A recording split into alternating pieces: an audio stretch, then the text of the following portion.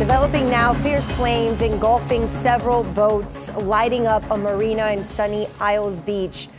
Firefighters using all their power to put out this massive fire. And 7's Alex Browning is live with the latest from where this all happened. Alex.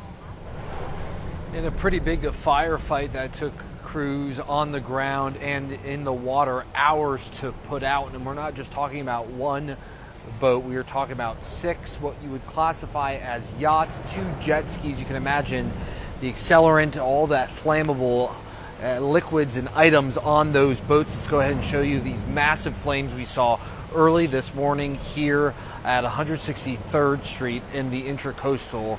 All this taking place at a marina here in the 400 block of Sunny Isles Beach Boulevard.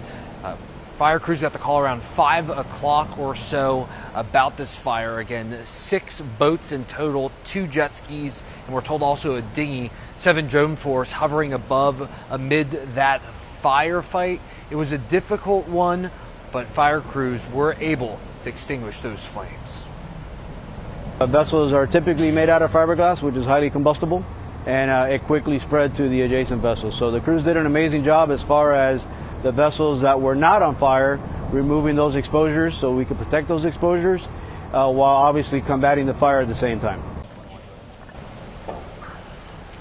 And take a look, another angle of the aftermath here. As you can imagine, a pretty big mess. Luckily, somehow, no one was injured.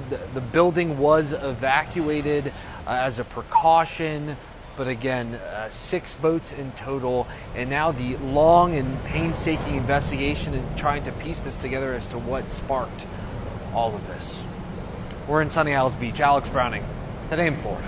Well, this boat fire just the latest in a string of incidents rocking South Florida since Memorial Day. Let's get right to 7's Neil Garcia, also in Sunny Isles Beach, who continues our team coverage this morning. Danielle.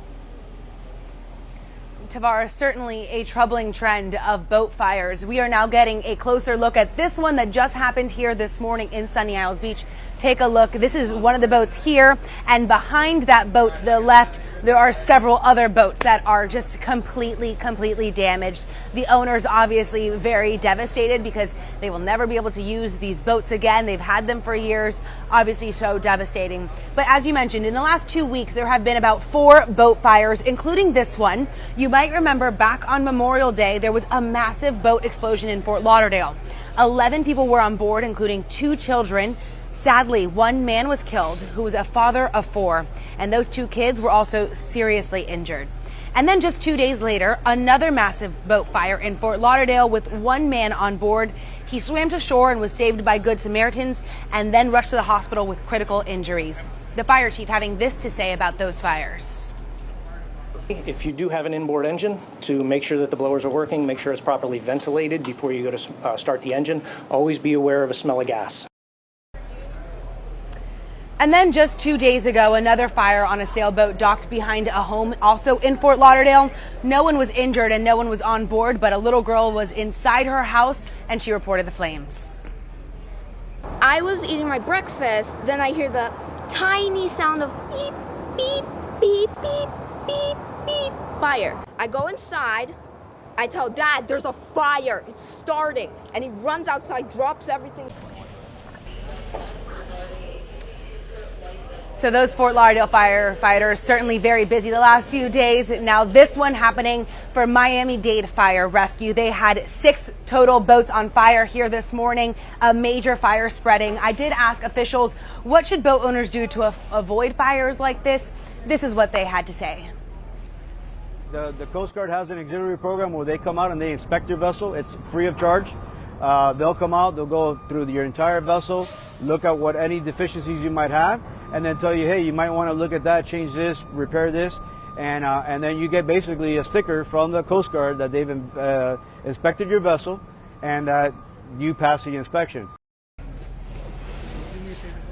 Great tip there. Now what you're looking at is the boat that witnesses say started the actual fire. It was released out there so that way the flames would not spread any further. Now they are just kind of investigating. They are just making sure no more hot spots are coming up.